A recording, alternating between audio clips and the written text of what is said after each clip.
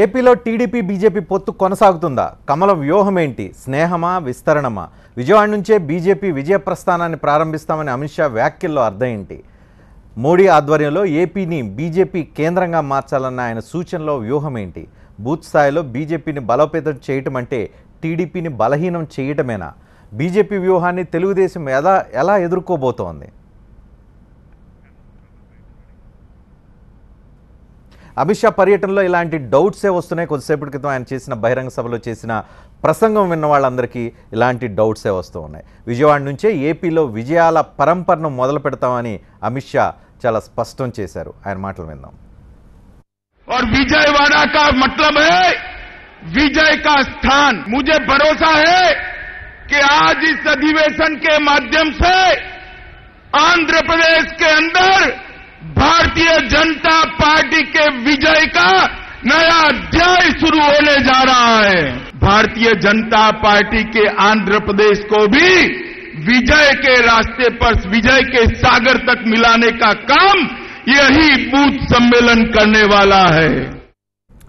విజయవాడ నుంచే విజయ ప్రస్థానం ఉంటుందని అమిత్ షా చెప్తున్నారు అంటే టీడీపీ అధికారం నుంచి దిగిపోవాల్సిందే కదా అనేది అప్పటికే సన్నాయి నొక్కులు కొంతమంది స్టార్ట్ చేశారు. ఇక ఏపీకి ప్రత్యేక హోదా కంటే ఎక్కువే ఇచ్చిన ప్రధాని మోదీ రాష్ట్రానికి వచ్చినప్పుడు ప్రతి ఇంట్లోనూ దీపాలు వెలిగించాలని, టపాసులు కాల్చాలని ప్రజలకు పిలిపించారు అమిత్ షా.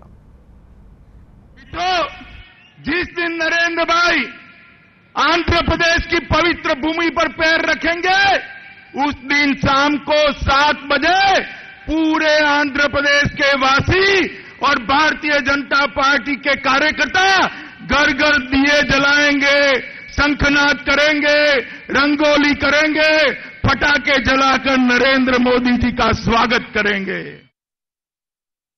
मित्रों, ప్రత్యేక హోదా విషయంలో మోసం చేయలేదు, మోసం చెయ్యని బీజేపీ పట్ల ఆంధ్రప్రదేశ్లో వ్యతిరేకత పెరుగుతుంది కాబట్టి ప్రతి ఇంట్లో టపాసులు కాల్చాలి, దీపాలు వెలిగించాలి మోడీ వచ్చే సందర్భంలో అంటూ ఒక పాజిటివ్ నోట్ను బీజేపీ వైపు నుంచి తీసుకెళ్లే ప్రయత్నం అమిత్ షా ఈరోజు బహిరంగ సభలో తన ప్రసంగం ద్వారా చేశారు. ఇక మోడీ ఆధ్వర్యంలో ఏపీని బీజేపీ కేంద్రంగా మార్చాలని పిలిపించారు అమిత్ షా. हम और मजबूत भारतीय जनता पार्टी चाहते हैं। आप बताइए, भाजपा को मजबूत बनाएंगे? जरा जोर से बोलिए, बनाएंगे? हर बूथ में भाजपा को ले जाएंगे? मोदी जी के नेतृत्व में आंध्र को भाजपा का गढ़ बनाएंगे? भाजपा को दक्षिण का प्रवेश द्वार बनाएंगे? ఈరోజు మధ్యాహ్నం చంద్రబాబు నాయుడు తెలుగుదేశం పార్టీ అధినేత ఆంధ్రప్రదేశ్ ముఖ్యమంత్రి చంద్రబాబు నాయుడు ఇంట్లో లంచ్ చేసిన అమిత్ షా ఆ తర్వాత బహిరంగ సభకు వచ్చి మాత్రం బీజేపీ ఆంధ్రప్రదేశ్లో పెరగాలని చాలా తీవ్ర స్థాయిలో ఆయన కోరికను వాళ్ళ అవసరాన్ని చాలా స్పష్టం చేసిన పరిస్థితి కనిపిస్తుంది. అయితే బీజేపీ తెలుగుదేశం పార్టీతో మిత్రత్వమా లేదంటే రణమా అనేది ఇంకా క్లారిటీ రాబోయే రోజుల్లో స్పష్టంగా వచ్చే అవకాశం ఉంది. ఇక ఇదిలా ఉంటే అధినాయకత్వం దగ్గర సయోధ్యకు కూర్చొని లంచ్లు, బ్రేక్ఫాస్ట్లు అయితే కంప్లీట్ అయినాయి. కానీ స్థానిక నాయకత్వం ఏపీ బీజేపీ టీడీపీలో ఉన్న నాయకత్వం మాత్రం పరస్పరం పొత్తు పట్ల తీవ్ర అసంతృప్తిని వ్యక్తం చేస్తూ ఉన్నాయి. ఈరోజు కావూరి సాంబశివరావు బీజేపీ నేత సీరియస్గా ఆయన ఆంధ్రప్రదేశ్లో ప్రభుత్వ వ్యతిరేకత పెరుగుతుంది, ఇది బీజేపీకి అనుకూలం, బీజేపీ సొంతగా ఎదగాల్సిన అవసరాన్ని ఆయన స్పష్టం చేశారు. కొద్ది రోజుల క్రితం టీడీపీ ఎంపీ నాని కూడా కొన్ని కీలకమైన వ్యాఖ్యలు చేశారు. బీజేపీ వల్ల తెలుగుదేశం పార్టీ నష్టపోతుందని. ఈ నేపథ్యంలో ఈరోజు కావూరి సాంబశివరావు చేసిన వ్యాఖ్యలు కూడా చాలా కీలకంగా మారినాయి. తెలుగుదేశం ప్రభుత్వం వాళ్ళ యొక్క పాపులారిటీ తగ్గుతోంది అని మన కళ్ళకు కొట్టుకొని కనబడుతుంది. తెలుగుదేశం పార్టీ తగ్గుతోందని కనబడుతుంది కానీ జగన్ అంగుళం పెరిగినట్టు నాకు ఎక్కడ కనబడలేదు. మూడో పార్టీ ఏదైనా ఉంటే, నమ్మకమైన పార్టీ, నమ్మకమైన నాయకుడు ఉంటే దాని పట్ల మొగ్గు చూపడానికి ఆంధ్రప్రదేశ్లో నాయకులు, సాధారణ ప్రజలు కూడా అనుకూలంగా ఉన్నారు. అన్నదమ్ములు ఇద్దరులో అన్న బలంగా ఉండి తమ్ముడు బలహీనంగా ఉంటే తమ్ముడిని కూడా బలపరిచే బాధ్యత అన్నది. ఆ కుటుంబంలో ఇద్దరు కూడా బలంగా ఉంటే ఆ కుటుంబం సమర్థవంతంగా ఎవరినైనా దేన్నైనా సబ్జెక్టులను ఎదుర్కోగలదు. కానీ అన్న ఎప్పుడు కూడా తమ్ముడు అట్టగబడి ఉండాలని ఆలోచించడం తప్పు. ఆ రోజు బీజేపీతో కలగపోయి ఉంటే నాకు 1,25,000 ఎంపీగా మెజార్టీ వచ్చేది, కానీ ఇప్పుడు 76,000 వచ్చింది. రేపు రాబోయే ఎన్నికల్లో ఎంపీ ఖచ్చితంగా 3 లక్షల పైన మెజార్టీతో ఈ విజయవాడ సీటు గెలవడం ఖాయం. మనకి జరిగిన ఎలక్షన్ ఏ తీరులో జరిగింది, మనం ఎక్కడెక్కడ నష్టపోయాం, ఏ పాయింట్లో మనం బెనిఫిట్ అవ్వాలి, ఎక్కడెక్కడ కవర్ చేసుకోవాలన్న పాయింట్ల మీద మాట్లాడడం తప్ప నా పరిధి దాటి నేను ఎప్పుడు మాట్లాడను. నా కాన్ఫిడెన్స్ ఎట్లా ఉంటుందంటే కొండను ఢీ కొడతాను నీ తలతో అంటే నాకు కొండ పగులుతుందంటే నా తల పగులుతుందని నేను చెప్పను. That is my confidence. అవసరమైతే 5 లక్షల మెజార్టీ కూడా సంపాదించుకుంటామేమో. నా పార్టీ బలోపేతమే నాకు లక్ష్యం. ఓకే, పొత్తులు ఉంటాయా, ఉండపోతాయా, లేకపోతే వేరే ఉంటాయా అనేది అది నా పరిధి కాదు. వ్యక్తిగా మాడానా, ఎంపీగా మాడానా, లేకపోతే ఎంపీ వ్యక్తి శక్తి, లేకపోతే వ్యవస్థ, లేకపోతే పార్టీ అనేది ఆ క్వశ్చన్లు ఎవరు విచక్షణ వదిలేద్దాం. పార్టీ అధినాయకులు లంచ్ మీటింగ్లో కలిసిపోతూ ఉన్నారు. రాష్ట్ర నాయకులు మాత్రం పరస్పరం మాటల యుద్ధాన్ని ప్రకటిస్తూ ఉన్నారు. ఇక కార్యకర్తలు అయితే టీడీపీని వదిలేసేయండి, బీజేపీని సేవ్ చేయండి అంటూ ఈరోజు అమిత్ షా కొద్దిసేపటి క్రితం జరిగిన అమిత్ షా బహిరంగ సభలోనే డైరెక్ట్గా నేరుగా ప్లకార్డులు ప్రదర్శించారు. తీవ్రస్థాయిలో అక్కడ ఆగ్రహాన్ని ప్రదర్శించారు. తెలుగుదేశం పార్టీని వదిలేస్తేనే బీజేపీకి భవిష్యత్ అంటూ భారీ స్థాయిలో ప్లకార్డులు ప్రదర్శించిన తీరు అమిత్ షా ఈరోజు జరిగిన బహిరంగ సభలో మనకి స్పష్టంగా కనిపించింది.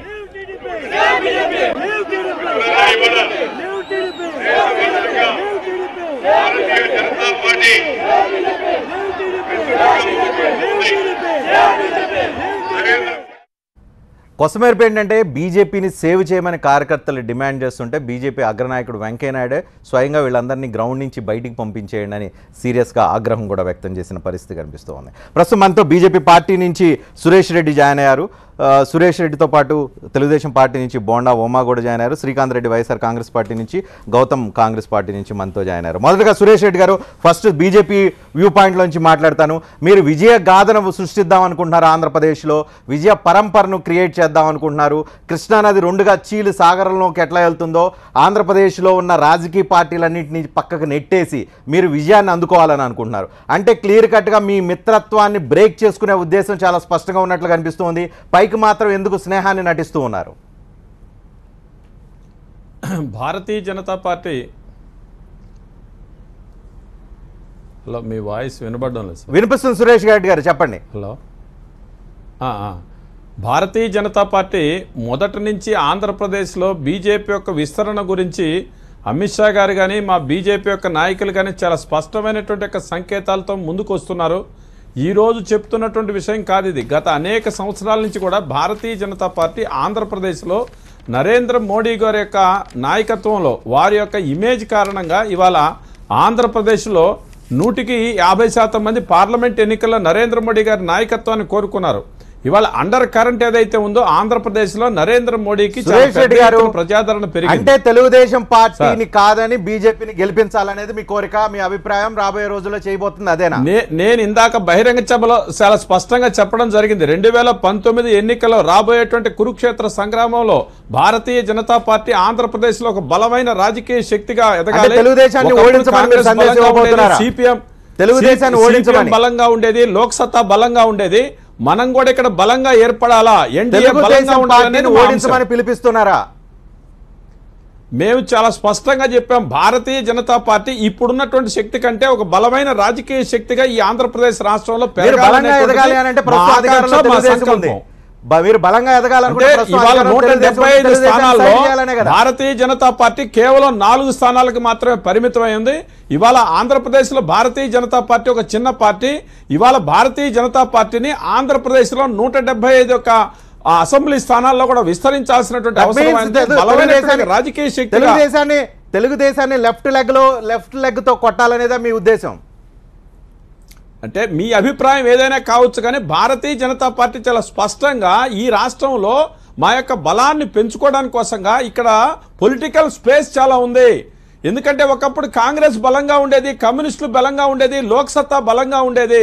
కాబట్టి ఆ స్పేస్ లో మంచి వ్యక్తులు ఎవరైతే ఉన్నారో వాళ్ళందరినీ తీసుకోవడం ద్వారా ఆంధ్రప్రదేశ్ లో నరేంద్ర మోడీ గారి యొక్క నాయకత్వంలో ఇవాళ బీజేపీ బలపడాలని కోరుకోవడం ఏదైతే సురేష్ రెడ్డి గారు దక్షిణ భారతదేశంలో చెప్పిన మాటలు విన్నాం. సురేష్ రెడ్డి గారు, దక్షిణ భారతదేశంలో ఆంధ్రప్రదేశ్లో బీజేపీ అద్భుతమైన విజయాన్ని అందుకుంటుంది. దక్షిణ భారతదేశంలో ఇది ఒక కేంద్రం అవుతుంది. అధికారానికి సంబంధించి కావచ్చు, పవర్ క్రియేట్ చేసుకోవడానికి, బలాన్ని క్రియేట్ చేసుకోవడానికి ఒక కేంద్ర బిందువు అవుతుంది. నరేంద్ర మోడీ ఇంటి అధికారాన్ని, నరేంద్ర మోడీ ఇంట్లో అధికారంగా ఆంధ్రప్రదేశ్ని క్రియేట్ చేయాలి. ఇవన్నీ మాటల ఉద్దేశం ఏంటి? మీరు ఎదగాలి అని అనుకుంటుంటే మీ స్నేహితుడిని తొక్కాలనే కదా మీ ఉద్దేశం? రాజకీయాల్లో ఒక రాజకీయ పార్టీ స్వతంత్రంగా మనం చేసేటువంటి విధానాలు, మనం చేసేటువంటి పరిపాలన కారణం చేత ఆంధ్రప్రదేశ్లో బలపడాలనుకోవడం అనేది న్యాయమైనటువంటి హక్కు తప్ప ఎక్కడ మిత్రపక్షాన్ని మేము వ్యతిరేకించి మిత్రపక్షాన్ని మేమేదో తొక్కేస్తున్నాం అనేటువంటి మాట మేము ఎక్కడ అనడం లేదు. ఈ రోజు కూడా ఆంధ్రప్రదేశ్లో మిత్రపక్షంగా ఉంటూనే 2019 నాటికి ఈ రాష్ట్రంలో ఒక బలమైన రాజకీయ శక్తిగా మేము ముందుకు రావాలా, ఎన్డీఏ బలంగా ఉండాలనేటువంటి ఉద్దేశంతో మేము పనిచేస్తూ ఉన్నాం. ఆ దిశగా ఇవాళ భారతీయ జనతా పార్టీ తొలి అడుగు విజయవాడలో పడింది. బోండమ్మ గారు, సురేష్ రెడ్డి గారు తిప్పి చెప్తున్నారు, మీకన్నా అర్థమైందా లేదా? బీజేపీ ఆంధ్రప్రదేశ్లో అధికారంలోకి రావాలని కళ్ళగంటుంది, బలపడాలని కళ్ళగంటుంది. దట్ మీన్స్ మీరు సైడ్ అయిపోవాలనే కదా ఉద్దేశం? రజనీకాంత్ గారు, ఇవాళ ఆంధ్రప్రదేశ్ పర్యటనకి అమిత్ షా గారు ఎక్కడి నుంచి బయలుదేరారో చూసాం. హైదరాబాద్ నుంచి ఒకే ఫ్లైట్లో చంద్రబాబు నాయుడు ఒకే ఫ్లైట్ లో వచ్చారు, లంచ్ చేసుకున్నారు. సాయంత్రం వచ్చేసరికి సీన్ మారిపోయింది. సాయంత్రం వచ్చేసరికి మేము అధికారంలోకి రావాలని అంటున్నారు. మీరు ఫ్లైట్ లో తీసుకొచ్చి లంచ్ పెట్టినందుకు మాత్రం వాళ్ళు పట్టించుకునే పరిస్థితిలో ఏం కనిపించలేదు. కాదండి, మారిపోయేటట్టు కొంతమంది చేస్తున్నారు అంతే తప్పితే మారిపోలా, ఏమి మారలా. నేను ఒకటే గుర్తు చేస్తా ఉన్నా, అమిత్ షా మాటలు మీకు అర్థమైనాయా లేదా? అమిత్ షా ప్రసంగం విన్నారా లేదా మీరు? చాలా స్పష్టంగా అర్థమైంది. దాని అర్థం ఏంటి? ముక్క మళ్ళా కావంటే అర్థం ఏంటో చెప్పబోతా ఉన్నా. చెప్పండి. నేను చెప్పబోతా ఉన్నానండి రజనీకాంత్ గారు. నేనేమంటున్నానంటే, ఆయన ఒక జాతీయ పార్టీ అధ్యక్షుడిగా ఆయన బూత్ కన్వీనర్ మీటింగ్లు పెట్టుకొని ఈ అన్ని దక్షిణాదిలో వాళ్ళ పార్టీని బలోపేతం చేసుకోవడానికి ఒక మీటింగ్ పెట్టుకున్నారు. దానివల్ల వచ్చినటువంటి ఇబ్బంది లేదు, అది మంచి పద్ధతే. ఎవరి పార్టీ వాళ్ళు చేసుకుంటూ ఉంటారు, ఎవరి పార్టీ ఇవాళ ఆయన ఏమన్నా ఆయన నోటెమ్మట ఏదన్నా ఈ పొత్తుల విషయం కానీ, ఈ పొత్తులు ఉండవనేమో కానీ, లేదంటే రాబోయే రోజుల్లో మేము ఒంటరిగా వెళ్తున్నామని కానీ, లేదంటే వేరే పార్టీలతో వెళ్తున్నాము కానీ అనే విషయం కనుక వారు ఒక జాతీయ అధ్యక్షులుగా వారు ఏం చెప్పుకుంటే దానికి ఒక అర్థము పర్థము లేదంటే చెప్తారా రాజకీయాల్లో? బోండమ్మ గారు, మీ నియోజకవర్గం విజయవాడ సెంట్రల్ నియోజకవర్గంలో ఈసారి సురేష్ రెడ్డి నేను గెలవాలనుకుంటున్నాను అని చెప్తే బోండమ్మ ఓడిపోవాలనా ఆయన కోరిక? లేదు, బోండమ్మ గెలవాలి, నేను గెలవాలని, ఇద్దరు గెలవాలని చెప్తారా? ఏమో పొత్తుల్లో భాగంగా సురేష్ రెడ్డి గారికి ఇస్తాము టికెట్, దాంట్లో కూడా అనుకోవచ్చు కదా, పాజిటివ్ గా తీసుకోవచ్చు కదా. ఓకే, రజనీకాంత్ గారు పాజిటివ్ గా తీసుకోండి. మేము ఇంకో నియోజకవర్గానికి వెళ్తాం కాదండి, ఇంకో నియోజకవర్గానికి వెళ్తాం. ఏముంది మాకు విజయవాడలో ఎక్కడైనా గెలుస్తాం. మేము ఇంకో పక్క నియోజకవర్గానికి వెళ్తాం, రమ్మనండి. కాకపోతే ఇక్కడ ఏంటంటే ఇష్యూ అది కాదండి. ఇవాళ బీజేపీ కానీ టీడీపీ కానీ ఎన్డీఏలో ఎప్పుడు పెట్టుకున్నాం పొత్తు? 2014 ఎన్నికల అనంతరం పెట్టుకోవాలా, ఎన్నికల్లో ముందు పెట్టుకున్నాం. దేశం నరేంద్ర మోడీ గారి చేతిలో ముందుకెళ్ళాలి, రాష్ట్రం చంద్రబాబు నాయుడు గారి చేతిలో అభివృద్ధి చెందాలని ముందు పెట్టుకున్నాం తప్పితే బీజేపీ నాయకుడు కావూరి సాంబశివరావు మాటలు మళ్ళీ మీకు ఒకసారి వినిపిస్తాను. కావూరి సాంబశివరావు చెప్తున్నారు, రాష్ట్రంలో అవినీతి పెరిగిపోయింది, తెలుగుదేశం గ్రాఫ్ రోజు రోజుకు పడిపోతూ ఉంది, మీకు అక్కడ వైఎస్ఆర్ కాంగ్రెస్ పార్టీ ఎదగటం లేదు, తెలుగుదేశం పార్టీ రాబోయే రోజుల్లో గెలుస్తుందో లేదో అని డౌట్ కనిపిస్తూ ఉంది, కాబట్టి ఇక్కడ బీజేపీ ఎదగటానికి స్కోప్ ఉంది, కాబట్టి ఎదుగుతామని అంటూ ఉన్నారు. ఇవేం సంకేతాలు? నేనేమంటున్నానంటే, మరి అదే కావూరి సాంబశివరావు ఒక నిమిషం అండి సురేష్ రెడ్డి గారు, కావూరి సాంబశివరావు ఇవాళ ఆ కావూరి సాంబశివరావు లేదంటే పురంధేశ్వరి గారు అందరూ కూడా మీటింగ్లో ఆయనతో పాటు వచ్చినప్పటి నుంచి కలుస్తున్నారు. అదే మాట అమిత్ షా గారితో చెప్పించమనండి.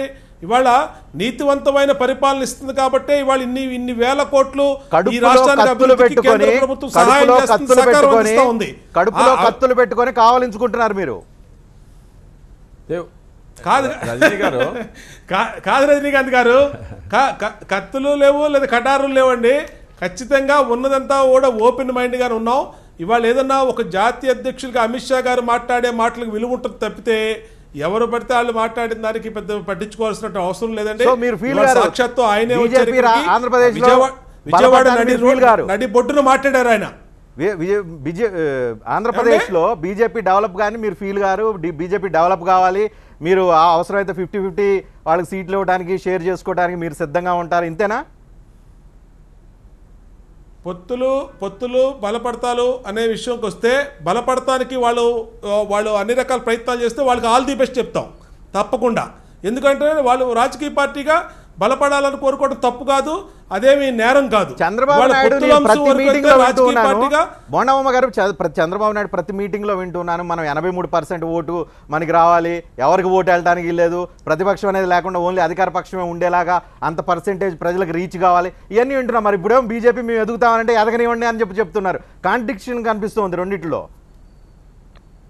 కాదు సార్ రజనీకాంత్ గారు, 80%లోనే బీజేపీ టీడీపీ కలిపి ఉంటుంది. లేదు ఆ మిగతా దాంట్లో మనం వెళ్దాం అనుకోండి, ఆ జాతీయ అధ్యక్షులుగా అమిత్ షా గారు చంద్రబాబు నాయుడు గారు తీసుకున్న నిర్ణయం మీద ఆధారపడి ఉంటుంది తప్పితే ఇక్కడ సురేష్ రెడ్డి గారు బోండా ఉమ్మ గారు తీసుకున్న నిర్ణయాల మీద ఆధారపడి ఉంటుంది. రైట్, ఒక చిన్న బ్రేక్. ఆంధ్రప్రదేశ్లో పొత్తు రాజకీయాల మీద చర్చ చూస్తున్నాం. శ్రీకాంత్ రెడ్డి వైఎస్ఆర్ కాంగ్రెస్ పార్టీ నుంచి మనతో జాయిన్ అయి ఉన్నారు. శ్రీకాంత్ రెడ్డి గారు, ఈరోజు బీజేపీ ప్రయత్నాలు ఇవన్నీ చూస్తే మీకు ఏమనిపిస్తున్నాయి? మీరు కూడా కొద్ది రోజుల క్రితం జగన్మోహన్ రెడ్డి కూడా మోదీని కలవడం జరిగింది, అవుట్ రైట్ సపోర్ట్ చేశారు 1-2 ఇష్యూస్ తప్ప. ఈ నేపథ్యంలో వాళ్ళు ఆంధ్రప్రదేశ్లో ఎదగాలని అనుకుంటే ఎలా ఎదిగే అవకాశం ఉంది? మిమ్మల్ని తగ్గించి ఎదుగుతారా, టీడీపీని తగ్గించి ఎదుగుతారా? టీడీపీ అంటుంది మీ ఇద్దరం కలిసి ఎదుగుతాం అంటున్నారు, వాళ్ళిద్దరు కలిసి ఎదిగితే మీకు డేంజర్ అయ్యే అవకాశం కనిపిస్తుంది కదా. పొత్తు విషయంలో కానీ అంతర్గత విషయాలు అంతా కూడా వాళ్ళల్లో ఉన్నటువంటి పొత్తులు ఉంటాయా, సయోధ్య ఉంటుందా లేదా, భవిష్యత్తులో ఎలాగా పొత్తులో పోతామా లేదా అంటుండేది వాళ్ళ అంతర్గత విషయం అండి. మేము దాంట్లో గురించి ఎప్పుడు మేము మాట్లాడట్లేదు. వాళ్ళ ఎలక్షన్స్ ముందన పొత్తుగా పోయారు, బీజేపీ మద్దతుతో, పవన్ కళ్యాణ్ గారి మద్దతుతో అధికారంలోకి వచ్చినటువంటి అంశం ప్రతి ఆంధ్రలో ఉన్నటువంటి ప్రతి ఒక్కరికి తెలిసినటువంటి అంశమే. కానీ ఒక పక్కన అలాగుండే పరిస్థితులలో భాగస్వామ్య పార్టీగా ఉన్నటువంటి తెలుగుదేశం పార్టీ ఎందుకని రాష్ట్ర ప్రయోజనాలను తాకట్టు పెట్టి ఎంతసేపు వ్యక్తిగత ప్రయోజనాలపైన దృష్టి పెడుతోంది అన్నటువంటిది చాలా మాలాంటి పార్టీ నుంచి మేము మొదటి నుంచి ఆరోపణ చేస్తున్నామండి. ఇక్కడ రాష్ట్రానికి సంబంధించినటువంటి ప్రత్యేక హోదా కానీ లేకపోతే రైల్వే జోన్ కానీ ఇటువంటి ముఖ్యమైన అంశాలపైన గట్టిగా పట్టుపట్టకుండా రాజకీయంగా చూసుకోవడానికి అదే దాని గురించే మాట్లాడుతున్నాను. దాని గురించి అలా పోకుండా ఎంతసేపు వ్యక్తిగతంగా ఇతను కేసులు తప్పించుకోవడానికి చేస్తున్నట్టు ప్రయత్నంలో భాగంగానే కనిపిస్తోంది. ఒక పక్కనేమో చింతమనేని ప్రభాకర్ గారు టీవీలో మాట్లాడతారు, పవన్ కళ్యాణ్ వాళ్ళ సొంత అన్నాన్ని గెలిపించుకోలేదు, అతను మమ్మల్ని గెలిపించడం లేదు ఏంది అనేటువంటి మాట ఆయన అంటారు. ఒక పక్కన ఎంపీ గారు, విజయవాడ ఎంపీ గారేమో ఆయన బీజేపీ పొత్తు వల్ల నాకు మెజార్టీ తగ్గిపోయింది, బీజేపీ పొత్తు లేకుండా గెలుస్తామని ఈయన అంటారు. మరి ఓవరాల్గా అలాగున్నప్పుడు ఎందుకు సొంతంగా నిర్ణయం తీసుకొని కేంద్ర ప్రభుత్వాన్ని గట్టిగా ఎదిరించలేని పరిస్థితి? ప్రయోజనాలు తాకట్టు పెట్టి బీజేపీ ఎదుగుతుందో లేదో, వాళ్ళు తెలుగుదేశం కబంధ హస్తాలలో చిక్కుకొని ఉన్నారు అటువంటిది వాళ్ళ నాయకత్వమే చెప్తారు, మేము చెప్పనవసరం లేదు. ఎవరెవరు కబంధ హస్తాలు చిక్కుకున్నారు మీకు తెలుసు కదా, అది మళ్ళీ నేను చెప్పాల్సిన అవసరం లేదు. రజనీకాంత్ గారు, మీరు మొదటి చర్చలు దాంట్లోనే చెప్తున్నారు ఎవరు కబంధ హస్తాలు చిక్కుకున్నది మీకు కూడా తెలుసు. నేను చెప్పేది ఒకటే, కావూరు సాంబశివరావు గారు ఎస్ తెలుగుదేశం పార్టీలో అవినీతి పెరిగిపోయింది, ఆ పార్టీ గ్రాఫ్ పడిపోయింది అన్నటువంటి మాట చెప్పడం వాస్తవం. వైసీపీ బలం తగ్గింది, వైసీపీ బలం తగ్గిందని తను మాట్లాడడం మేము తీవ్రంగా ఖండిస్తున్నాం. ఇంచు కూడా పెరగలేదన్నటువంటి మాట తను అంటున్నారు. మేము ఒంటరిగా పోటీ చేసి కేవలం 1.25%తో మేము ఓడిపోయినామండి. బీజేపీకి ఆంధ్రప్రదేశ్ లో సీన్ ఉందా లేదా? ప్రత్యేక హోదా ఇవ్వలేదు, మోసం చేశారని ఫీలింగ్ ఉంది. బీజేపీకి ఆల్రెడీ పొత్తులో ఉంది, పొత్తులో ఉండి కూడా బలపడతాం అని అంటుంది. ఇవన్నీ స్కోప్ కనిపిస్తుందా బీజేపీ అసలు ఆంధ్రప్రదేశ్ లో? మీరేమో మేము పవర్ లోకి వచ్చే పార్టీ అని మీరు చెప్తున్నారు, రేపు మాపో పవన్ కళ్యాణ్ వస్తానంటున్నారు. నేను ప్రశ్నిస్తాను, మిమ్మల్ని ఒకటే నేను ప్రశ్నిస్తాను రజనీకాంత్ గారు, ఎక్కడున్నా కూడా ఏ పార్టీ నాయకత్వం అన్నా కూడా అది దేశంలో కానీ రాష్ట్రంలో కానీ కార్యకర్తలకు గౌరవం ఇస్తారు. ఆ కార్యకర్తలు ఏ చెప్తే వాళ్ళ మనోభావాలను గౌరవిస్తారు. అటువంటిది ఈరోజు కార్యకర్తలంతా కూడా డిమాండ్ చేస్తే వెంకయ్యనాయుడు గారు లాంటి వారు గెటౌట్ ఇక్కడి నుంచి వాళ్ళని బయటకు దోసేయండి అన్నటువంటి కార్యకర్తలను అన్నారు అని అంటే ఈ రాష్ట్రంలో బీజేపీని ఎదిగించేటువంటి పరిస్థితి కొంతమందిలో లేదు అని చెప్పినటువంటి భావన చాలా మందిలో ఉంది. సురేష్ రెడ్డి గారు ఈ పాయింట్ దగ్గర సురేష్ రెడ్డి గారు మీరు సమాధానం చెప్పారు ఏంటి? మీరు బీజేపీని ఎదుగుదామని చెప్పి ఒక పక్కన అమిత్ షా లాంటి వాళ్ళు చెప్తుంటే కార్యకర్తలు బీజేపీని సేవ్ చేయండి, తెలుగుదేశాన్ని వదిలేయండి అంటే మీరు వాళ్ళని గెట్అవుట్ చేస్తే ఎట్లా? ఎందుకు చేయాల్సి వచ్చింది పరిస్థితి? ఇది పూర్తిగా అబద్ధం. వెంకయ్యనాయుడు గారు కానీ ఎవరు కానీ దాని విషయంలో ఎక్కడ జోక్యం చేసుకోలేదు. కార్యకర్తల్లో ఎవరో కొంతమంది ఒక అభిప్రాయం బీజేపీని బలపరచండి అనేటువంటి వాళ్ళ మనోభావాలు గుర్తించరా మీరు? స్పందించాల్సినటువంటి వాళ్ళ మనోభావాలు మీరు గుర్తించరా? వెంకయ్యనాయుడు గారు ఎక్కడ కూడా ఆ రకంగా అన్నాడని నేను స్టేజ్ మీద ఉన్నాను, అటువంటి అదేంతా అబద్ధం. సరే, వెంకయ్యనాయుడు అన్నారో లేదో, అన్నారని బయటకు వచ్చింది, పార్టీని సేవ్ చేయమంటే వాళ్ళందరూ పోలీసులు ఇచ్చి బయటకు నెట్టించడం అంటే బీజేపీ ఎదుగుతుంది. లేదు, ఎవరు నెట్టలేదండి, ఎవరు నెట్టలేదు. ఇది శుద్ధ అబద్ధం. పోలీసులు ఎక్కడా కూడా కార్యకర్తల జోలికి వెళ్ళలేదు. వాళ్ళు నినాదం ఇచ్చారు. మన నాయకుడు మాట్లాడుతున్నటువంటి సందర్భంలో సంయమనం పాటించమని చెప్పారు తప్ప ఎక్కడా కూడా పోలీసులతో గెట్టించడం కానీ అలా కూడా చూద్దాం. మీకు కూడా ఒకసారి అర్థమైంది, స్క్రీన్ మీద చూడండి. శ్రీకాంత్ గారు ఏమంటారు? నాకు తెలుసండి, నేను ఉన్నాను, వేదిక పైన ఉన్నాను, సభా నిర్వహణలో నేను కూడా. రజనీకాంత్ గారు, ఇప్పుడు మీడియాలో వచ్చిన అంశాలు లైవ్గా అందరం చూసాము. వెంకయ్యనాయుడు గారు ఏమన్నదో, సురేష్ గారు లేదంటున్నారు, అది వాళ్ళ ఇష్టము. నేను ఒకటే అంటున్నాను, ఈరోజు రాష్ట్ర ప్రయోజనాల కోసం ఒక దేశ ప్రధానమంత్రి అయినటువంటి మోడీ గారిని మేము కలిస్తే ఎంత రాద్ధాంతం చేశారండి. ఈరోజు ఒక పార్టీ అధ్యక్షుడు వస్తే మీరేమో చేప పులుసులు, నాటుకోడి పులుసులు డైనింగ్ టేబుల్ పైన చూసి అందరూ నవ్వుకునే విధంగా ఎక్కడెక్కడో ఉన్నటువంటి మెనూనంతా పెట్టినటువంటి పరిస్థితులు మీరు అందరూ కూడా మనకు అందరూ తెలుసు. ఇన్ని పెట్టి మీరు ప్రచారం చేసుకొని మీ యొక్క కేసులు తప్పించుకోవడానికి ప్రయత్నం మీరు చేస్తూ, మేమేమో అఫీషియల్గా రాష్ట్ర ప్రయోజనాలు కాపాడడం కోసం, రాష్ట్రంలో స్పెషల్ స్టేటస్ కోసం ఉన్నటువంటి పరిస్థితుల పైన తెలుగుదేశం పార్టీ చేసినటువంటి అవినీతి పైన మేము మాట్లాడితే ఎన్ని రోజులు మీరు కాంట్రవర్సీ చేశారండి? మీరేం చేస్తున్నారు? అమిత్ షా గారు హైదరాబాద్ వస్తే ఆయన ఫ్లైట్ లో రావాలని చెప్పి వెయిట్ చేసి ఆయన ఫ్లైట్ లో వచ్చి ఆయనకు చాప్ పులుసులు, వడియాలు, కార్యాలు అని చెప్పి వందలాది ఐటమ్లు టేబుల్ పైన పెట్టి బలవంతంగా ఆయనకు దూర్చి పెట్టి ఈ రోజు అమిత్ షా గారు ఎందుకు నిలదీయలేకపోయినారు? స్పెషల్ స్టేటస్ ఎందుకు ఇవ్వలేదని ఎందుకు అడగలేకపోయారు? మీరు పెట్టుకొని మళ్ళీ మేము మోడీని కలిసినటువంటి ఇష్యూ చేస్తారా మీరు? చెప్పండి. కాదండి, శ్రీకాంత్ రెడ్డి గారికి బాగా తెలుసు ఎవరి మీద కేసులు ఉన్నాయో, ఆ కేసుల మీద ఏమి లెటర్లు రాశారో, గోరుముద్దల గురించి చెప్పండి. కాదండి, అక్కడ మెను ఇంటికి వచ్చినటువంటి గెస్ట్కి అన్ని ఆంధ్రప్రదేశ్ సాంప్రదాయం, తెలుగు ప్రదేశ్ సాంప్రదాయం ప్రకారం భోజనం పెడతాం. మరి వీళ్ళకి వచ్చిన బాధ ఏంటో నాకు అర్థం కావట్లేదు. వైఎస్ఆర్ కాంగ్రెస్ పార్టీకి వచ్చిన బాధ ఏంటో, మా మిత్రుడికి భోజనం పెడితే రాష్ట్ర ప్రయోజనాలు కలిసినట్టు మీ మిత్రుడిని స్పెషల్ స్టేటస్ గురించి నిలదీయలేకపోయినారు? రాష్ట్ర ప్రయోజనాలు రైల్వే జోన్ కోసం కాదు వైఎస్ఆర్ కాంగ్రెస్ పార్టీ లోపల ఇచ్చిన లెటర్ ఏంటో రెండో రోజున ఆంధ్రజ్యోతి పేపర్ లో పడింది. మీ బట్ట బయలైంది, నిజం బట్ట బయలైంది. ఏవి కేసులు మీరు రాజీ చేసి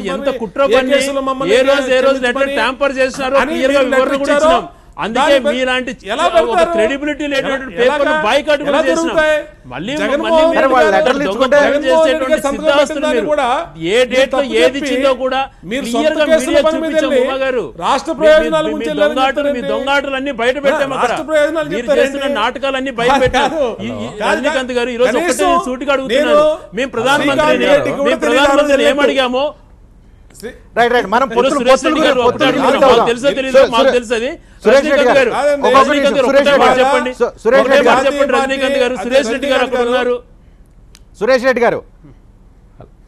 సురేష్ రెడ్డి గారు మేము కలిసి కేసుల కోసం కలిసాము అటువంటి మాట మోడీ గారు వాళ్ళకి చెప్పారేమో చెప్పమనండి. కేసులు వదిలేసేయండి. లోపల గోరుముద్దలు తినొచ్చి భారతీయ జనతా పార్టీ మా నాయకులందరూ చాలా స్పష్టంగా చెప్పడం జరిగింది. ఒక ప్రతిపక్ష నాయకుడిగా ప్రధానమంత్రిని కలిసే రైట్ అనేటువంటిది ప్రజాస్వామ్యంలో ఉంది. సురేష్ రెడ్డి గారు మా నాయకులు చాలా స్పష్టంగా చెప్పడం జరిగింది. సురేష్ రెడ్డి గారు డబుల్ గేమ్ ఆడుతున్నారా? ఒకవైపు ఏమో చంద్రబాబు నాయుడుతో ఫ్లైట్ లో వస్తారు, భోజనాలు చేస్తారు, రాజకీయాల్లో ప్రజాస్వామ్యంలో సురేష్ రెడ్డి గారు ఒక డెమోక్రసీలో ఒక ప్రతిపక్ష నాయకుడు కలవడం అనేది మీరు ఎందుకు రాద్దాంతం అంటున్నారు? ఒక నిమిషం సురేష్ రెడ్డి గారు పాయింట్ వినండి. సురేష్ రెడ్డి గారు ఒక పాయింట్ వినండి. డబల్ గేమ్ ఆడుతుందా బీజేపీ? ఒకవైపు తెలుగుదేశంతోనేమో భోజనాలు చేస్తారు, కూర్చుంటారు, మాట్లాడుకుంటారు, పొత్తులు తర్వాత ఆలోచిద్దామని ఒక వైపుని చెప్తుంటారు. ఇంకో వైపునేమో ఢిల్లీలో జగన్మోహన్ రెడ్డిని కలుస్తుంటారు, అది వైపున ఇంకోటి నడుస్తుంది. మూడో వైపునేమో ఇప్పుడు పార్టీని డెవలప్ చేయాలి, మనం గెలవాలంటారు. నాలుగో వైపునేమో కార్యకర్తలు సేవ్ బీజేపీ అంటే వాళ్ళని దోసేస్తుంటారు. ఏంటి బీజేపీ ప్లాన్? అర్థం కాక కన్ఫ్యూజ్ అవుతున్నారా? లేకపోతే మీకు క్లారిటీ లేదా? ఏం చేయాలి అర్థం కాక గందరగోళం చేస్తున్నారు. బీజేపీ అయినటువంటి కార్యకర్తలను సంయమనం చేశాను తప్ప వాళ్ళని ఎక్కడ వాళ్ళ మనోభావాలను దెబ్బతీసే ప్రసక్తే లేదు. అమిత్ షా గారి యొక్క మీటింగ్ లో మా యొక్క కార్యకర్తలు ఎవరైతే సేవ్ బీజేపీ అన్నారో వాళ్ళ మనసులకు హత్తుకునే విధంగా ఇవాళ అమిత్ షా గారు చాలా స్ఫూర్తిదాయకమైనటువంటి ఆంధ్రప్రదేశ్లో విజయవాడ నుంచి భారతీయ జనతా పార్టీ రాబోయేటువంటి రోజుల్లో విజయాలు సాధించాలని చాలా స్పష్టంగా కార్యకర్తలకి భరోసా ఇవ్వడం జరిగింది. అందువల్ల దాంట్లో ఎక్కడ స్పష్టత ఉంది? డెమోక్రసీలో ఒక ప్రతిపక్ష నాయకుడికి మేము మా ప్రధానమంత్రి వారు ఏదో ప్రజాస్వామ్యంగా కలుస్తానంటే కలవడం ఏదైతే ఉందో దీన్ని ఎన్నికల్లో కానీ ప్రజాస్వామ్యంలో కానీ ఆ దృష్టితో చూడాలి తప్ప దీన్ని పైన రాద్ధాంతం చేయడం తగదు. మేము ఇవాళ తెలుగుదేశంతో మిత్రపక్షంగా ఉన్నాం. ఈ రాష్ట్రంలో ఎన్డీఏ బలపడాలా. భారతీయ జనతా పార్టీ ప్రస్తుతం 4 స్థానాలు ఉంది. 2019 నాటికి బీజేపీ ఒక బలమైన రాజకీయ శక్తిగా ఎదగాలంటే ఎందుకు ఈ రకంగా నాకైతే అర్థం కావట్లేదు. 4 నుంచి ఎక్కడికి వెళ్దాం అనుకుంటున్నారు? 4 నుంచి 100కి వెళ్దాం అనుకుంటున్నారా? 40కి వెళ్దాం అనుకుంటున్నారా? 10కి వెళ్దాం అనుకుంటున్నారా? ఎక్కడికి వెళ్దాం అనుకుంటున్నారు? సార్ ఎవరైనా సరే ఏ పార్టీ అయినా వాళ్ళ సొంత కాళ్ళ పైన వాళ్ళ బలం పెంచుకోవాలనే దానికి అందరికి కూడా తెలుసు. 2014 పూర్వం ఆంధ్రప్రదేశ్ లో భారతీయ జనతా పార్టీ యొక్క బలం ఎంత, ఇవాళ భారతీయ జనతా పార్టి బలం ఎంత, 2019 నాటికి నరేంద్ర మోడీ గారి నాయకత్వంలో ఎంత టార్గెట్ అనేటువంటిది సార్ TV9 కి రేపు 2019 ఎన్నికలప్పుడు మీకే చెప్తాను సార్. రాజకీయాల్లో సార్ సురేష్ రెడ్డి గారు 40,000 బూతుల్లో బలపడాలనుకుంటున్నారు. బలపడాలనుకునేటువంటి మా కార్యకర్తల ఆకాంక్ష. రజనీ గారు ఎప్పుడో 2 సంవత్సరాల ఎన్నికలకు సంబంధించి ఈ రోజే ముందుగా మీకు మా యొక్క మీరు అర్థం చేసుకోండి. టార్గెట్ ఫిక్స్ చేస్తారు కదా సార్. మేము భారతదేశంలో నరేంద్ర మోడీ గారి యొక్క నాయకత్వానికి సరిలేరు. ఇవాళ అవినీతికి వ్యతిరేకంగా జరిగేటువంటి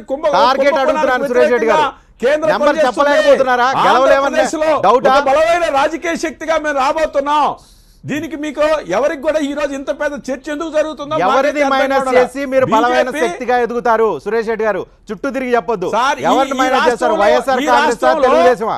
ఎవరినైనా చేస్తాం సార్. మేము ప్రజల దగ్గరికి మేము వెళ్తున్నాం. నరేంద్ర మోడీ గారు కార్యక్రమాలు ప్రజలకు తెలియజెప్పి ఆ ద్వారా ప్రజలను మా వైపుకి రాబట్టుకోవడంలో ఇది డెమోక్రసీ సార్. ఎవరు మంచి చేస్తే ప్రజలు వాళ్ళ వైపు వస్తారు. విషయం ఎవరిదైనా తగ్గొచ్చు. ఆంధ్రప్రదేశ్ లో ఇవాళ స్పేస్ కావాల్సినంత ఉంది. కావూరి సాంబశివరావు గారు చెప్పిన దాన్ని కూడా నేను స్పష్టంగా చెప్తున్నా. చంద్రబాబు నాయుడు గారు కూడా అనేక సార్లు ఇవాళ జన్మభూమి కమిటీలు సక్రమంగా పనిచేయడం లేదు, వాళ్ళని రద్దు చేస్తామని చెప్పేసి వారు కూడా అనడం జరిగింది. అదే విషయం కావూరి సాంబశివరావు గారు కూడా దానివల్ల నష్టం జరుగుతుంది అనే విషయాన్ని పెద్దలుగా రాజకీయ అనుభవం ఉన్నటువంటి వ్యక్తులు వారు చెప్పారు. దాన్ని సానుకూలంగా తీసుకోవాల్సినటువంటి అవసరం ఉందని ఈ సందర్భంగా నేను తెలుగుదేశం మిత్రులు నేను తెలియజేయదలుచుకున్నాను. రైట్. ఆంధ్రప్రదేశ్ లో ఎవరు ఎదుగుతారు, ఎవరు పొత్తులు ఎటువైపు ఉంటాయి ఈ అంశం మీద చర్చను చూస్తూ ఉన్నాం. మనతో గౌతమ్ జాయిన్ అయి ఉన్నారు కాంగ్రెస్ పార్టీ నుంచి. గౌతమ్ గారు, బీజేపీ ఎదుగుతా ఉంటుంది, కాంగ్రెస్ పార్టీ ఏమో ఇంకా కష్టాలు పడుతూ ఉంది. విభజన కష్టాల నుంచి బయటపడి పార్టీని కనీసం ఒక రేంజ్లో ఒక పర్సెంటేజ్ ఆఫ్ ఓట్లు తెచ్చుకోవడం కోసం కష్టపడుతుంది. ఇంకోవైపు ఏమో బీజేపీ చాలా అగ్రెసివ్గా వెళ్తుంది. నరేంద్ర మోడీ వస్తే ఇంటింటి దీపాలు పెట్టండి, తపాసులు కాల్చండి, ప్యాకేజీ ఎంత ఇచ్చాం, 1,75,000 కోట్ల ప్యాకేజ్ ఇచ్చాం, ఇవన్నీ క్యాంపెయిన్ చేసుకోవాలని డిమాండ్ చేస్తూ ఉంది. అటువంటి పద్ధతిలో వెళ్తుంది. మీరేమనుకుంటున్నారు? కాంగ్రెస్ పార్టీ నుంచి స్పేస్ కాంగ్రెస్కి లేకుండా మొత్తం బీజేపీ తీసేసుకునే పరిస్థితి కనిపిస్తుందా? ఒకటి సూటిగా ఆంధ్రప్రదేశ్లో కానీ దేశంలో ఎక్కడైనా ఏ రాజకీయ పార్టీ అయినా ఎదగటానికి సొంతంగా ప్రయత్నం చేసుకోవచ్చు, దానికి అభ్యంతరం లేదు. కానీ ఆంధ్రప్రదేశ్లో భారతీయ జనతా పార్టీ ఎదగటం అంటే ఏమిటి? ప్రజల మీద ఆధారపడి ఎదుగుతారా, పార్టీల మీద ఆధారపడి ఎదుగుతారా అనేది ఒక రాజకీయ విధానం ఉంటుంది కదా. ప్రజల మీద ఆధారపడి ఎదగాలి అనుకుంటే గత 3 సంవత్సరాలుగా ఆంధ్రప్రదేశ్కి భారతీయ జనతా పార్టీ చేసిన న్యాయం ఏమిటి? 1,75,000 కోట్లు ఇచ్చారు. 1,74,000 కోట్లలో మొన్న బడ్జెట్ సెషన్లో అమిత్ షా చెప్పాడు ఆంధ్రప్రదేశ్ ప్రజలకు ఒక అబద్ధం. 3వ అబద్ధం ఇది. గతంలో 2 సార్లు వచ్చాడు. ఆ అబద్ధాన్ని బేస్ చేసుకుని ప్రజలు ఓట్లు వేస్తారా? ఆ పాయింట్ లో ఏంటంటే పార్లమెంట్ లో అఫీషియల్ గా విభజనకు సంబంధించిన ఏపీకి 10,000 కోట్ల 461 కోట్లు ఇచ్చామని చెప్పారు. ఇదే బీజేపీ గవర్నమెంట్, ఇదే బీజేపీ మంత్రి చెప్తున్నా. కనుక అబద్ధాలు అనేది అమిత్ షా, మోడీ ఆంధ్రప్రదేశ్కి ద్రోహం చేసి మోసం చేసి అబద్ధాలు చెప్పుకుని ప్రజల మన్నన పొందుతామనేది సాధ్యం కాదు. ఆంధ్రప్రదేశ్ ప్రజలు విద్యావంతులు, చైతన్యవంతులు, వాళ్ళకి ఆత్మగౌరవం ఉంది, వాళ్ళ హక్కుల కోసం పోరాడే తుడిచిపెట్టారు. రజనీకాంత్ గారు నిన్నటిదాకా కాంగ్రెస్ అధికారంలో ఉంది 2014 దాకా. మొన్న వచ్చిన ఓటు శాతం 2%. అది అది ఆ సందర్భమే కాదు, ఒక భావోద్వేగాలతో కూడిన ఎన్నికలు అవి. కనుక కాంగ్రెస్ పార్టీ 2019 బీజేపీ గురించి నేను చెప్పాల్సిన అవసరాలు కొన్ని ఉన్నాయి. నిజంగా బీజేపీ ఎలా ఎదగాలి? ఈ ఆంధ్రప్రదేశ్కి ఇచ్చిన హామీలు నెరవేర్చి వాళ్ళు చెప్పిన 10 ఏళ్ల హోదాని అమలు చేసి సొంతంగా ఎదిగితే ప్రజలు ఆదరించి ఎదిగారని చెప్పొచ్చు. అలాంటి అవకాశం కనిపిస్తుందా? నేను సూటిగా ప్రశ్న అడుగుతున్నా. బీజేపీకి అలాంటి అవకాశం ఉందా? వచ్చినప్పుడల్లా 1000 కోట్లు ఇచ్చాం, 1,00,000 కోట్లు ఇచ్చాం, 2 లక్షల కోట్లు IIT లు ఇచ్చాం. ఈ చెప్తుంటారు. అబద్ధాలు చెప్పి ఆంధ్రప్రదేశ్ మనసుల్ని గెలవగలరా? కనుక ప్రజల మనసుల్ని గెలిచి వాళ్ళు అధికారంలోకి రాలేరు. కనుక ఏ మార్గాలే ఉన్నాయి? తెలుగుదేశం పార్టీ నుంచి ఏమైనా చేల్చాలనుకుంటున్నారా, లేదా వైసీపీని ఏమైనా మెర్జ్ చేసుకోవాలనుకుంటున్నారా? ఎందుకంటే మీరు అరుణాచల్ ప్రదేశ్లో, లేదా ఉత్తరాఖండ్లో, లేదా అస్సాంలో, మణిపూర్లో ఎమ్మెల్యేలను కొనుక్కొని, పార్టీలను కొనుక్కొని, పార్టీలను బుల్డోజ్ చేసి తమిళనాడులో బెదిరించి ఇలా రాజకీయాలు చేయాలనుకుంటే మీరు టీడీపీని చీల్చి అధికారంలోకి రావాలి, లేదా వైసీపీ నుంచి మెర్జ్ చేసుకుని అధికారంలోకి రావాలి. ప్రజలతో అధికారంకి వచ్చే ప్రశ్న లేదు భారతీయ జనతా పార్టీకి. సురేష్ రెడ్డి గారు ఒక్క సీటు కూడా రాదని వ్యాలిడ్ పాయింట్ గౌతమ్ రేజ్ చేశారు. వ్యాలిడ్ పాయింట్ రేజ్ చేశారు. ప్రజలతో మీరు ఎదిగే అవకాశం లేదు, పార్టీలు చీల్చడమో, నాయకుల్ని లాక్కోవటమో, బెదిరించడమో ఇలాంటి పనులు చేస్తే తప్పితే బీజేపీ ఎదగదనేది సమాధానం. దెయ్యాలు వేదాలు వల్లించినట్టుగా కాంగ్రెస్ పార్టీ నాయకుడు గౌతమ్ గారు ఇవాళ ఒక తప్పుడు ప్రచారం చేయడానికి ప్రయత్నం చేస్తున్నారు. మేము ఎక్కడా కూడా పార్టీలు విలీనం చేసుకొని కాదు.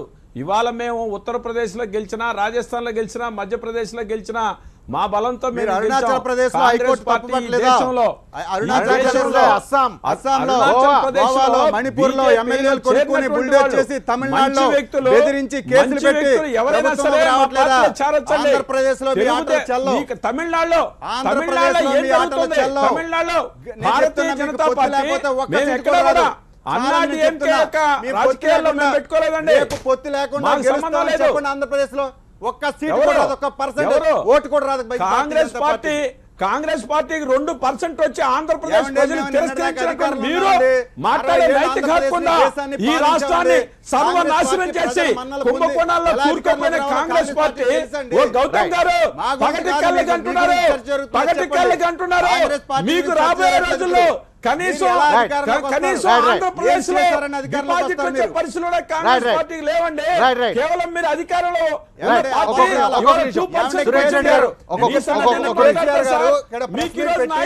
అబద్ధాలు చెప్పాడు అమిత్ షా ఒక ముఖ్యమంత్రి చెప్తే తట్టపుట్ట సర్దుకుని ఆంధ్రప్రదేశ్కి వెళ్ళి విజయవాడ నుంచి కొత్త అబద్ధాలు చెప్తే నేను ముఖ్యమంత్రి చెప్పారు.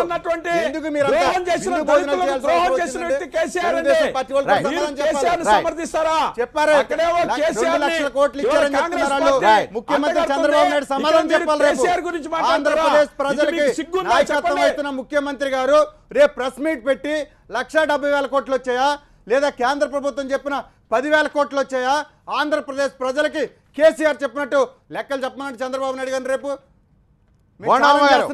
బోండమ్మ గారు పార్టీలు చీల్చుకుంటే తప్ప, నాయకత్వాన్ని లాగేస్తే తప్ప బీజేపీ ఎదిగే పరిస్థితి లేదు. Point number 1. Point number 2, KCR ఏ రకంగా లెక్కలు చెప్పాడో, తెలంగాణకి ఏం డబ్బులు రాలేదు అనే విషయాన్ని లెక్కలతో సహా ఎట్లా ఎక్స్ప్లెయిన్ చేశారో మీరు లెక్కలన్నా ఎక్స్ప్లెయిన్ చేయండి, లేదా 1,75,000 కోట్లు ఆంధ్రప్రదేశ్కి వస్తే ఏం చేశారన్నా చెప్పండి.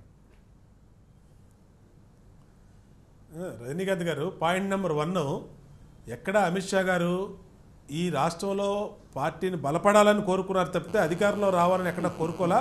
ఏ పార్టీని చీల్చేసి వస్తానని చెప్పి ఆయన చెప్పలా, వాళ్ళ విధానం అది అని కూడా ఎక్కడ చెప్పలా. కాకపోతే మన ఆరోపణ ఆ విధంగా చేయడం అనేది కరెక్ట్ కాదు.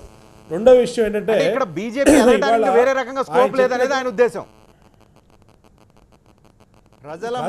ఏ స్కోప్ ఉందో మీకు 2019లో తెలుస్తుంది. వాళ్ళు 2019లో రేపొద్దున తెలుగుదేశం పార్టీతో కలిపి ఏ విధంగా ఎదుగుతారో మళ్ళీ అదే అమిత్ షా గారు ఇక్కడ చెప్తారు. అప్పుడు వీళ్ళకి అర్థమవుతుంది ఏంటి రీజన్ బిహైండ్ ఫెవికల్ రిలేషన్. ఒకసారి నేను ఇంకో ప్రశ్న, తెలుగుదేశం పార్టీ పూర్తి అవినీతిమైన పార్టీ అని చెప్పారు. భారతీయ జనతా పార్టీలో ఒకటి చెప్పాలి, ఎన్డీఏలో భాగస్వామైన ఒక పార్టీ అవినీతి పార్టీ అయితే మోడీ గారికి ఏం సంబంధం లేదా? మోడీ గారు క్లీన్ ఇమేజ్ కూడా ఎందుకు ఒక విచారణ చేయలేకపోయారు? ఎందుకు విచారణ చేయలేకపోయారు? తెలుగుదేశం పార్టీ యొక్క అవినీతి మీద కేంద్ర ప్రభుత్వం ఒక విచారణ వేసిందా? అంటే అవినీతి పార్టీతో కొమ్ము కాగుతారా? గౌతమ్ గారు నేను భారతీయ జనతా పార్టీ కావూరు ఎవరు అడిగినా సరే కావూరు సాంబశివరావు అయితే ఇంకొకళ్ళు పురంధేశ్వరి గారు వీళ్ళందరూ కూడా అమిత్ షా గారితో ఉన్నారు. అమిత్ షా గారితో ఆ మాట అడిగించుంటే బాగుండేది. వీళ్ళు అడిగినందువల్ల దానికి విలువ ఉండదు, దాన్ని పట్టించుకోవాల్సిన అవసరం లేదు. నేనేమంటున్నానంటే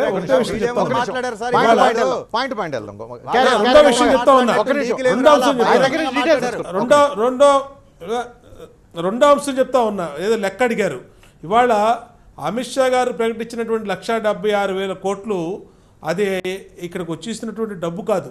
ఇవాళ ఈ ఆంధ్రప్రదేశ్కి అనౌన్స్ చేసినటువంటి ప్రాజెక్ట్స్ అది స్టేజ్ బై స్టేజ్ గ్రౌండ్ అవుతుంది. అలాగే గౌతమ్ గారు చెప్పినట్టు 10,500 కోట్లు 11,000 కోట్లు కూడా ఆ రోజుకి అది నిజమే. మేమే పార్లమెంట్లో చెప్పినటువంటి అంశాలు నిజం కాదని 1,75,000 కోట్లు అనౌన్స్ చేసి 11,000 కోట్లు ఇస్తే మన బంధం ఫెవికాల్ బంధం వేసుకొని మీరు ఆంధ్రప్రదేశ్ ప్రయోజనాల కోసం కంటిన్యూ అవుతున్నారు. విజ్ఞప్తి చేస్తున్నా కనీసం ఆంధ్రప్రదేశ్ ప్రజల ఆత్మగౌరవాన్ని రేపు ప్రకటించమనండి చంద్రబాబు నాయుడు గారిని. ఆంధ్రప్రదేశ్ లో ప్రాజెక్ట్స్ స్టార్ట్ అయినాయి, ఎడ్యుకేషనల్ ఇన్స్టిట్యూట్ స్టార్ట్ అయినాయి, పోలవరం ప్రాజెక్ట్ స్టార్ట్ అయింది, రోడ్లు స్టార్ట్ అయినాయి, జరుగుతాయి తప్పితే ఎవరు అడిగిన ప్రశ్న కాదు. రాయపాటి సాంబశివరావు గారు స్వయంగా లోక్సభలో అడిగిన ప్రశ్నకి కేంద్ర మంత్రి ఇచ్చిన సమాధానం లెక్కలు వారికి తెలియకపోతే మనం ఏం చేయలేం తప్పితే ఏదైనా ఒక సెంట్రల్ గవర్నమెంట్ ఒక స్టేట్ గవర్నమెంట్ కి ఇచ్చే అబద్ధాలు చెప్పాడని రేపు ముఖ్యమంత్రి చంద్రబాబు నాయుడు గారు చెప్పగలరా? చెప్పలేకపోతే మీరిద్దరూ కలిసి ఆంధ్రప్రదేశ్ ప్రజలకి అబద్ధాలు చెప్తున్నట్టు, మోసం చేస్తున్నట్టు, ద్రోహం చేస్తున్నట్టు భావించాల్సి వస్తుంది కదా. దీని మీద సీరియస్ గా ఆలోచించండి ఉమా గారు. మేము చెప్పేది అదేనండి. 1,76,000 కోట్లు ఏ ప్రాజెక్ట్స్ కి ఇచ్చారో అమిత్ షా గారు చెప్పారు. అమిత్ షా గారు చెప్పిన ప్రాజెక్ట్స్ అన్ని కూడా గ్రౌండ్ అవుతున్నాయి. దాంట్లో ఇంకా కాదని ఎక్కడ చెప్తాము? అంటే అవన్నీ వాస్తవాలని మీరు చెప్పదలుచుకున్నారా ఆంధ్రప్రదేశ్ ప్రజలకి? ఖచ్చితంగా ఒక జాతీయ పార్టీ అధ్యక్షుడిగా అమిత్ షా గారు లోక్సభలో కేంద్ర మంత్రి చెప్పిన సమాధానం ఏంటి? లోక్సభలో కేంద్ర మంత్రి చెప్పిన సమాధానం ఏంటి? మీకు అర్థం కాకపోతే మేమేం చేస్తాం? వస్తాయంట అవన్నీ మొత్తం ఇప్పుడు 11,000 వచ్చినాయి కదా, నెక్స్ట్ ఇయర్ ఇంకో 5,000 వస్తాయి, ఆ తర్వాత ఇంకో 2,000 5,000 వస్తాయి. 2050కి విజన్ ఉంది అదేనా? 50కా అనుకుంటా ఉమా గారు, అంతేనా? 5 ఏళ్ల లోప 2050కా 2018 అనేది మీరు చూడబోతా ఉన్నారు. ఇక్కడ ఏం జరుగుతూ ఉందో రాష్ట్రంలో ప్రతి పని మీద ప్రతి వర్క్ మీద ఒక రిపోర్ట్ ఉంటుంది, ప్రతి దానికి ఒక ప్రొసీజర్ ఉంటుంది. ఆ ప్రొసీజర్ ప్రకారమే నిధులు గ్రౌండ్ అవుతాయి. అంతే తప్పితే 1,75,000 కోట్లు బ్రీఫ్ కేసులో పట్టుకుని తీసుకురావడం అనేది ఉండదండి. శ్రీకాంత్ రెడ్డి గారు ఉమా గారు మళ్ళీ వస్తాం మీ దగ్గరికి. శ్రీకాంత్ రెడ్డి గారు, మీరు బీజేపీ గురించి గౌతమ్ ఒక సీరియస్ ఎలిగేషన్ చేస్తున్నారు. 2 పాయింట్స్. ఒకటి, డబ్బులు ఇవ్వకుండా ఇచ్చినట్టు కాలరింగ్ ఇచ్చేసి మొత్తం అంతా ఇచ్చేస్తున్నారు, లెక్కలు చెప్పాలి అని చెప్పి అని అంటున్నారు. పాయింట్ నెంబర్ 2, పార్టీలు చీల్చే ప్రయత్నం బీజేపీ నేచర్లో ఉంది. ఆల్రెడీ అటువంటి రాజకీయం చేస్తుంది. ఆంధ్రప్రదేశ్లో కూడా అలాంటి ఎక్స్పెరిమెంట్ చేయబోతున్నారు. మీరు జాగ్రత్తగా ఉన్నారా మీ వరకు? ఒక్క అంశం రజనీ గారు, మీరు మాకు జాగ్రత్త అనేది వాడు మీరు ఎందుకు చెప్తున్నా నాకు అర్థం కావట్లేదు. కానీ జగన్మోహన్ రెడ్డి గారు మోడీ గారిని కలిసి వచ్చిన తర్వాత చాలా నీట్గా చెప్పడం జరిగింది. మేము ఏ అంశాలు రాష్ట్ర ప్రయోజనాలు ఏవైతే ఉన్నాయో అన్నీ అడిగినటువంటి పరిస్థితి ఆ రిప్రజెంటేషన్ కూడా మేము రిలీజ్ చేయడం జరిగింది. దాంతోపాటు మేము క్లియర్గా చెప్పాం, ఎన్నికలలో పొత్తు అటువంటిది ఉండదు. రాష్ట్రపతి అనేటువంటిది ఒక రాజ్యాంగమైనటువంటి పదవి కాబట్టి, పార్టీలకు అతీతంగా ఉన్నటువంటి పదవి కాబట్టి దాన్ని మెజారిటీ అటు పక్కుంటే వాళ్ళు సహకరించడం మంచిది అనేటువంటి మాట జగన్మోహన్ రెడ్డి గారు చెప్పడం జరిగింది. అదే మాట నిన్న కడపలో కూడా స్పీకర్ లాంటి పదవులు, రాష్ట్రపతి లాంటి పదవులను గౌరవం ఇవ్వాలన్నటువంటి మాట రిపీట్ కూడా చేయడం జరిగింది. దాన్ని రాజకీయంగా ఏదేదో ఊహలు చేసుకొని మాట్లాడారు. ఇప్పటికి మేము క్లారిటీగా చెప్తున్నాం, పొత్తులు అటువంటి పరిస్థితులు లేదు. ఒక నిమిషం, రెండో పాయింట్ తను మేమైతే ఏదైతే ప్రత్యేక హోదా ఎవరైతే ఇస్తారో వాళ్ళతో పొత్తు పెట్టుకుంటామని చెప్పి 3 సంవత్సరాల నుంచి కూడా అన్నాం. రాష్ట్రానికి ఎవరు ఇస్తే వాళ్ళు అనేటువంటి మాట. ఈ రోజు అదే మాట మాట్లాడుతున్నాం. రాష్ట్ర ప్రయోజనాలు కాపాడేటువంటి పార్టీకి మేము మద్దతు ఇస్తామంటున్నాం. కానీ రాష్ట్ర ప్రయోజనాలు అనౌన్స్ చేసి ఆ చట్టంలో పెట్టేటువంటిది ఏదైతే స్పెషల్ స్టేటస్ ఉందో దాన్ని పట్టించుకోకుండా విశాఖపట్నం స్పెషల్ జోన్ గురించి మాట్లాడకుండా ఏ రకమైనటువంటి నిధులు కేటాయించకపోయినా కూడా వీళ్ళ వ్యక్తిగత ప్రయోజనాల కోసం రాష్ట్ర అవసరాలను తాకట్టు పెడుతున్నారు అటువంటి అంశం మేము పదే చెప్తుండడం జరుగుతుందండి. మూడో అంశం, భారతీయ జనతా పార్టీ రాష్ట్రంలో ఎందుకు పుంజుకోలేదు అన్నటువంటి మాట. ఒకటే పాయింట్ నేను చెప్పండి రజనీకాంత్ గారు, అన్నటువంటి మాట చర్చలో భాగంగా జరుగుతుంది పొలిటికల్ గా పాయింట్ గా. ఎలాగ భారతీయ జనతా పార్టీ ఎదుగుతుందండి? భారతీయ జనతా పార్టీ భాగస్వామి పార్టీ అయినటువంటి మంత్రి పదవి వచ్చినటువంటి కామినేని శ్రీనివాస్ గారు అసెంబ్లీలో తను ఏ పార్టీ నుంచి ఎన్నికైనటువంటి మాట మర్చిపోయి తెలుగుదేశం సభ్యుడిగా ఆయన మాట్లాడేస్తారు. తర్వాత ఒక కార్యకర్తలు తన మనోభావం వినకుండా వెంకయ్యనాయుడు గెటౌట్ అన్నటువంటి మాట తను మాట్లాడితే ఈ రాష్ట్రంలో భారతీయ జనతా పార్టీ మళ్ళీ పుంజుకునే అవకాశం తెలుగుదేశం పార్టీ కబందాస్తా. ఇంతమంది నేను ఓపెన్ బీజేపీ ఈ రోజు ఎట్లుందంటే తెలుగుదేశం స్టాండ్ ఈరోజు తెలుగుదేశం స్టాండ్ ఎలాగుందంటే మీరే చూస్తుంటారు. తెలంగాణలో కాంగ్రెస్కు పొత్తుపోయే దిగజారేటువంటి స్టేజ్కి వాళ్ళు వచ్చారు. మేము కాంగ్రెస్తో పొత్తు పెట్టుకుంటామన్నటువంటి మాటలు వాళ్ళే మాట్లాడుకుంటున్నారు. అదే రకంగా అంటే గతంలో రాష్ట్రాన్ని అన్యాయం చేసేటువంటి కాంగ్రెస్ పార్టీని ఆ రోజు ఎన్నికల ముందుపు కూడా ఎన్నికలు రాకమునుపు వాళ్ళకి లేఖిచ్చి విభజన కారణమైనటువంటి వ్యక్తి Chandrababu Naidu. Let me complete Rajinikanth. అంటే బీజేపీ వైపు వెళ్తారేమోనని ఆలోచన చేసే వాళ్ళకి ఏమైనా సమయం ఇక ఈ రోజుతో లేదు, వాళ్ళిద్దరు బంధం ఫెవికాల్ బంధం కాబట్టి 100% వివరణ ఇచ్చినామండి. ఇదే కాదు, ఆ రోజు కూడా ఇచ్చినాం, భవిష్యత్తులో కూడా చెప్తున్నాం. మాకు కొన్ని సిద్ధాంతాలు ఉంటాయి. చంద్రబాబు నాయుడు గారు ఎన్నికల ముందు గతంలో 99లో 2004లో ఓడిపోయిన తర్వాత బీజేపీతో పొత్తు పెట్టుకునే ప్రశ్న లేదు, అదొక మద్దతత్వ పార్టీ, మోడీని బంధించేస్తాను, ఆ పార్టీని జోలికి ఎప్పుడు నేను పోను అన్నమాట మీకు వీడియో చూపిమని చూపిస్తాను రజనీకాంత్ గారు. తర్వాత వెంటనే బీజేపీతో కమ్యూనిస్ట్ పార్టీతో పొత్తు కనిపోతాడు. మళ్ళా వెంటనే రాష్ట్ర ప్రయోజనాల కోసం అని చెప్పి తన అవసరాల కోసం భారతీయ జనతా పార్టీ పొత్తుకుపోతాడు.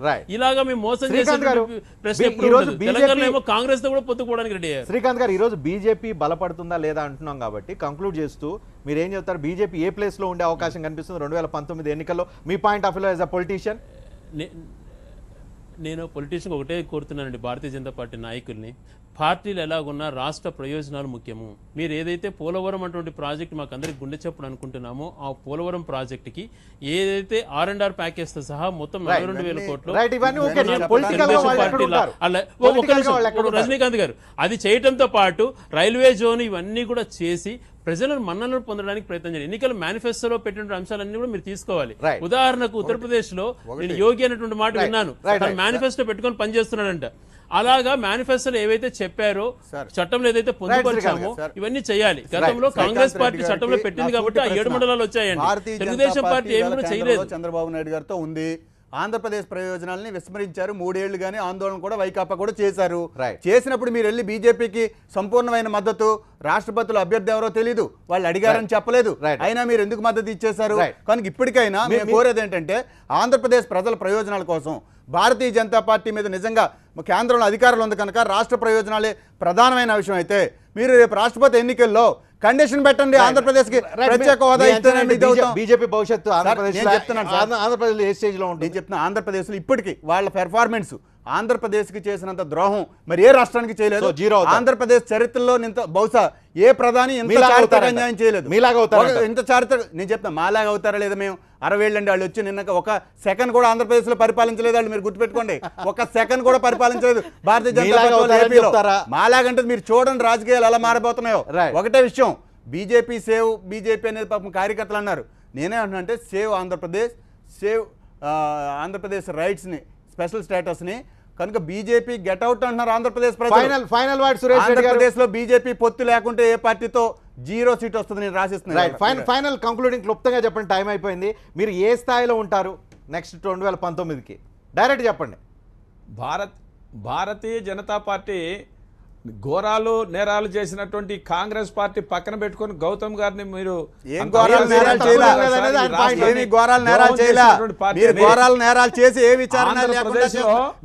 ఆంధ్రప్రదేశ్ లో భారతీయ జనతా పార్టీ నరేంద్ర మోడీ గారి యొక్క లీడర్షిప్ లో 2019 నాటికి అద్భుత ఫలితాలు సాధించబోతున్నాం. మేము మాట్లాడేటప్పుడు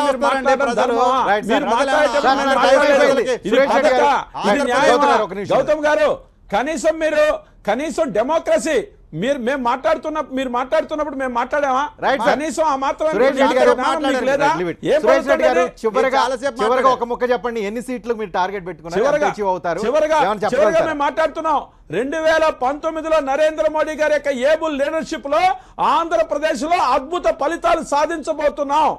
ఇది దీంట్లో ఏమాత్రం కూడా సందేహం లేదు. తెలుగుదేశంతో కలిసా మైనస్ తెలుగుదేశమా? సార్ నేను అనేది భారతీయ జనతా పార్టీ ఆంధ్రప్రదేశ్ లో అద్భుత విజయాలు సాధించబోతోంది. అద్భుతం ఎట్లా ఉంటుందో చూద్దాం. ఆ అద్భుతాల వల్ల ఇంకే అద్భుతాలు జరుగుతాయో రాష్ట్ర రాజకీయాల్లో చూద్దాం. థ్యాంక్ యూ వెరీ మచ్ చర్చలో పాల్గొన్నందుకు. బీజేపీ టీడీపీ స్నేహం ప్రస్తుతానికైతే పై లెవెల్లో ఉంది, కింది లెవెల్లో ఇంకా చిన్న డిస్టర్బెన్స్లు ఉన్నాయి. ఇవి కంటిన్యూ అవుతాయా? ఏ రకంగా ఉంటాయి? బీజేపీ బలపడుతుందా? బలపడితే ఎలా బలపడుతుంది? హోదా లాంటి అంశాలు ఉన్నప్పటికీ బీజేపీ బలాన్ని ఏ రకంగా ఊహించుకుంటుంది? ఈ పరిణామాలు రాబోయే 2 రోజుల్లో అత్యంత కీలకమైన రాజకీయ పరిణామాలుగా ఆంధ్రప్రదేశ్లో చెప్పవచ్చు. చూస్తూనే ఉండండి టీవీ9.